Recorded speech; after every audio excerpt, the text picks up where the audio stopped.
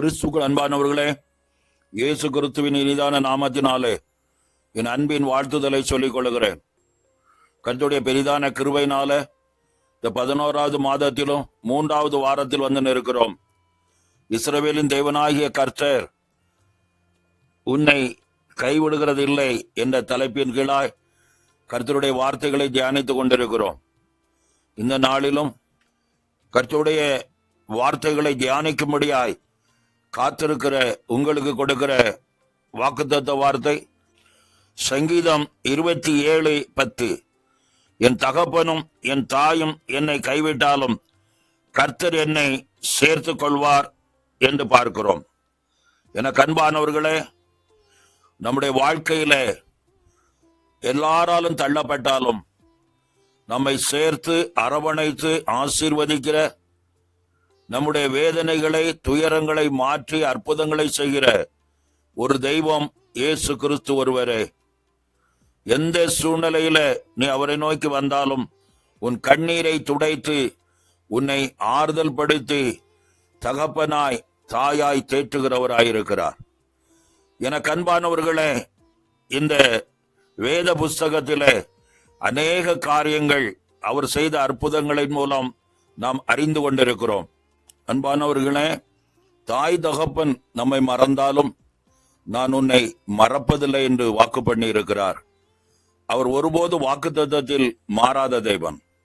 ஆனால் நாமோ உலக பிரகாரமாக அநேக அதிகாரிகளையும் மனிதர்களையும் நமக்கு அன்பானவர்களை நம்பி வாழ்ந்து பல ஏமாற்றங்களை சந்தித்து கொண்டிருக்கிறோம். அன்பானவர்களே, கர்த்தரை நோக்கி பார்த்து ஜெயம் பெறும்படியாய் இந்த நாளிலும் ஏசாயா தீர்க்க தரிசன புஸ்தகம் 54 அதிகாரம் 7ஆம் வசனத்திலே சொல்லப்பட்டது போல, கர்த்தரை மறந்திருக்கிறவர்கள் அவரை நோக்கி பார்க்கும்படியாய் இந்த வார்த்தை சொல்கிறது. இமைப்பொழுது உன்னை கைவிட்டேன், ஆனாலும் உருக்கமான இரக்கங்களினால் உன்னை சேர்த்து கொள்வேன் என்று வாக்கு பண்ணுகிறார். என அன்பானவர்களே, நீங்கள் நம்பியிருந்த மனிதர்கள் அல்லது அதிகாரிகள் யாராயிருந்தாலும் அவர்கள் உங்களை கைவிட்டு தவிக்க விட்டிருப்பார்கள். இன்றைக்கும் அவரை நோக்கி பார்த்து ஜெயம் எடுக்கும்படியாய் இந்த வார்த்தைகளின் மூலம் அவரோடு சேரக்கூடிய வழிகளையும் வாசல்களையும் கர்த்தர் நமக்கு கற்றுக் கொடுக்கிறார்.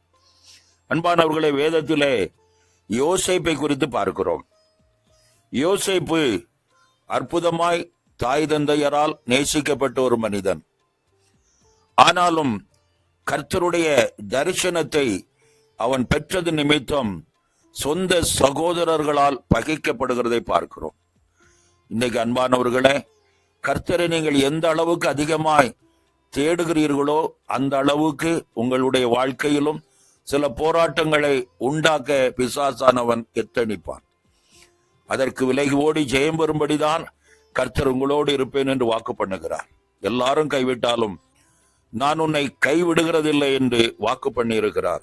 அன்பானவர்களே, யோசேப்பு சொந்த சகோதரர்களால் பகைக்கப்படுகிற சூழ்நிலையை பார்க்கிறோம். ஒருவன் சொல்லுகிறான் அவனை கொன்று விடுவோம் என்கிறான். ஒருவன் சொல்லுகிறான் அவனை குழியில் போட்டு விடுவோம் என்கிறான். ஒருவன் சொல்லுகிறான் இதனால் நமக்கு என்ன பயன், இவனை விட்டு விடுவோம் என்று சொல்லி இஸ்மவேலரிடத்திலே அவன் விட்டு விடப்படுகிறதை பார்க்கிறோம். இஸ்மவேலர்கள் அவனை போத்திபாரிடத்திலே விற்று போட்டார்கள். அங்கு அடிமை வாழ்க்கை வாழுகிறான். செய்யாத குற்றத்திற்காக சிறைச்சாலைக்கு செல்ல வேண்டிய சூழ்நிலை. எனக்கு அன்பானவர்களை, எல்லா சூழ்நிலையிலும் கர்த்தர் அவனோடு இருந்தார். அவன் கர்த்தருக்காய் வாழ்ந்தான். பலவர்ண அங்கியோடு வாழ்ந்த அவன் இன்றைக்கு அடிமையின் வஸ்திரம் தரித்தவனாயிருக்கிறான். கர்த்தர் அவனை உயர்த்த தீர்மானிக்கிறார். பார்வோனுடைய எண்ணத்திலே ஒரு தரிசனத்தை கொடுத்து அந்த தரிசனத்தின் விடையை சொல்வதற்கு யோசேப்பு அழைக்கப்படுகிறான். அங்கு பார்வோன் அவனை ராஜாக்கள் ஸ்தானத்திலே, பார்வோனுக்கு அடுத்த ஸ்தானத்திலே அவனை உயர்த்தி வைக்கிறார். அது மட்டுமல்ல, யோசேப்பினால் அந்த தேசமே போஷிக்கப்படுகிறது.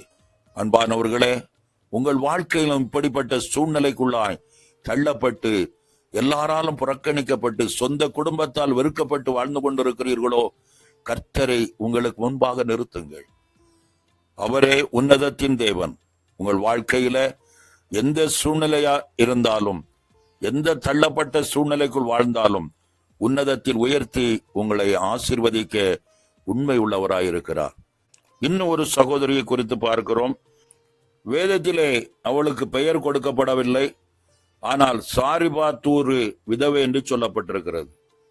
அன்பானவர்களே, ஒரே ஒரு மகன், விதவை, வேறு நபர்கள் தேற்றுவதற்கு ஆட்கள் இல்லை.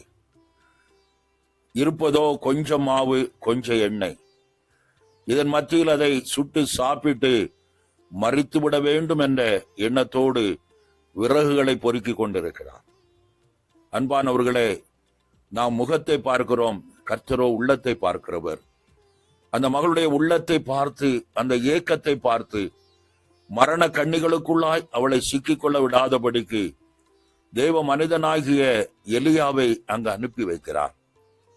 எலியா அந்த சகோதரியிடத்திலே 1 ராஜாக்கள் 17ஆம் அதிகாரம் 13ஆம் 14ஆம் வசனத்தின்படி, அப்பொழுது எலியா அவளை பார்த்து, பயப்படாதே, முதல் அதிலே எனக்கு ஒரு சிறிய அடையை பண்ணி என்னிடத்தில் கொண்டு வா, பின்பு உனக்கும் உன் குமாரனுக்கும் பண்ணலாம் என்று சொல்லுகிறதை பார்க்கிறோம்.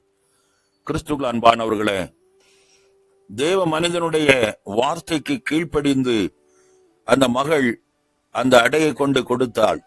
அன்பானவர்களே, அந்த தேசத்திலே பஞ்சகாலம் முடியும் வரைக்கும் அவருடைய கலசத்தில் எண்ணெய் குறையவில்லை, பானையில் மாவு குறையவில்லை. ஜீவகாலம் முழுவதும் கர்த்தர் அந்த குடும்பத்தை பாதுகாத்தார். இன்றைக்கு இப்படிப்பட்ட சூழ்நிலையில தவித்து கொண்டிருக்கிற அநேக குடும்பங்களை பார்க்கிறோம். அன்பானவர்களே, இந்த வார்த்தைகளுக்கு கீழ்ப்படிந்து முதலாவது தேவனுடைய ராஜ்யத்தையும் அவருடைய நீதியும் தேடுங்கள், உங்கள் வாழ்க்கையில் எல்லாம் கூட கொடுக்கப்படும் என்று வேத வசனம் சொல்கிறது. கர்த்தரை நம்பி வந்த ஒருவரையும் அவர் கைவிடவில்லை. அவருடைய வார்த்தைக்கு செவி கொடுத்து அதன்படி நடக்க நீங்கள் ஒப்பு கொடுக்கும் போது கர்த்தர் உங்க வாழ்க்கையில பெரிய காரியங்களை செய்ய அவர் வல்லவராயிருக்கிறார். சங்கீதக்காரன் இப்படியா சொல்லுகிறான், 118ஆம் சங்கீதம் 8ஆம் 9ஆம் வசனத்திலே, மனுஷரை நம்புவதை பார்க்கிலும் கர்த்தர் பேரில் பற்றுதலாய் இருப்பதே நலம், பிரபுக்களை நம்புவதை பார்க்கிலும் கர்த்தர் பேரில் பற்றுதலாய் இருப்பதே நலம் என்ற அந்த வார்த்தையின்படி நம்முடைய பற்றுதல் தெய்வத்தின் பேர் வரட்டும். உன்னை பராமரித்து பாதுகாத்து அற்புதமாய் வழிநடத்தி ஆசீர்வதிக்கிற அந்த உன்னத தேவனை நோக்கி பார்க்கட்டும். அவர் உன்னை உன்னதத்தில் நிறுத்தி ஆசீர்வதித்து உயர்த்த வல்லவராயிருக்கிறார். கர்த்தர் தாமே இந்த வார்த்தை மூலம் உங்களை ஆசீர்வதித்து இந்த மாதம் முழுவதும் நன்மையினால் முடிசூட்டுவாராக. ஆமென். ஜெபம் செய்வோம். நேசிக்கிற நல்ல பிதாவே, ஆசீர்வதிக்கப்பட்ட இந்த நாளுக்காக நன்றி செலுத்துகிறோம். கர்த்தருடைய பெரிதான கிருபையினாலே இந்த மாதத்திலும் 16 நாட்களை முடித்து இந்த 17ஆவது நாளின் காலை பொழுதிலே உடைய வார்த்தைகளை தியானித்தோம். ஆண்டவரே, அப்பாவல்ல தகப்பனே, இந்த வார்த்தைகளை கொண்டு இப்படிப்பட்ட சூழ்நிலையில யோசேப்பை போல சொந்த குடும்பத்தாராலே வஞ்சிக்கப்பட்டிருக்கிற அநேகரை பார்க்கிறோம். அது மட்டுமல்ல, இன்னும் அநேக மனிதர்களை நம்பி வஞ்சிக்கப்பட்டிருக்கிறவர்களையும் பார்க்கிறோம். கர்த்தாவே, இப்படிப்பட்டவர்கள் இன்றைக்கு உம்மை நோக்கி பார்த்து விடுதலை பெறத்தக்கதாய் கர்த்தர் கிருபை செய்வீராக. நாங்கள் வஞ்சிக்கப்படாதபடிக்கு உம்முடைய கிருபையின் ஆசீர்வாதத்தினால் வாழ்வதற்கு எங்களை அர்ப்பணித்துக் கொண்டு உம்மை நோக்கி பார்த்து ஜெயம் எடுக்க ஒவ்வொரு பிள்ளைகளுக்கும் கர்த்தர் அனுக்கிரகம் செய்வீராக. உன்னத கிருபை அப்பா ஒவ்வொரு பிள்ளைகளையும் சூழ்ந்து கொள்வதாக. இந்த வார்த்தைகளை கேட்டுக்கொண்டிருக்கிற ஒவ்வொருடைய வாழ்க்கையிலும் நீரே அற்புதத்தின் தேவன் என்பதை கண்டுகொள்வதற்கு கர்த்தர் கிருபை பாராட்டுவீராக. கர்த்தாவே ஸ்தோத்திரம். மரணத்தை நோக்கி ஓடின அன்பு சகோதரிக்கு உதவி செய்யும்படி தெய்வ மனிதனை அனுப்பி கொடுத்து கர்த்தாவே பஞ்சகாலம் தீரும் மட்டும் அவருடைய கலையத்தில் எண்ணெய் குறையாதபடி மாவு குறையாதபடி பாதுகாத்த தெய்வம் இன்றைக்கு இப்படிப்பட்ட தரித்திரத்தின் நிலைமையில வேதனையோடும் போராட்டத்தோடு வாழ்ந்து கொண்டிருக்கிற அநேக குடும்பங்களை பார்க்கிறோம் ஐயா. ஒரு நேரம் ஆகாரம் கூட கிடைக்காத அநேக குடும்பங்கள் இன்னைக்கு தவிக்கிறதை பார்க்கிறோம். கர்த்தாவே ஸ்தோத்திரம். கர்த்தாவே, இந்த வார்த்தைகளை கேட்டிருக்கிற எல்லாரும் உம்முடைய கிருபையின் ஆசீர்வாதத்தினால் நிறைக்கப்பட்டவர்களாய் வாழ ஜெயம் பெற்றவர்களாய் வாழ, அற்புதங்களை சுதந்திரித்து வாழ கர்த்தர் உதவி செய்வீராக. உடைய மேலான நாமம் மகிமைப்படுவதாக. கர்த்தர் ஜெபத்தை கேட்டு அற்புதம் செய்யும்படியா ஜெபிக்கிறோம். இயேசுவின் நாமத்தில் ஜெபிக்கிறோம். வாக்குத்தத்தமுள்ள ஆசீர்வாதங்களை கரத்திலிருந்து எடுத்துக் கொள்ளுகிறோம். நல்ல பிதாவே, ஆமேன், ஆமேன்.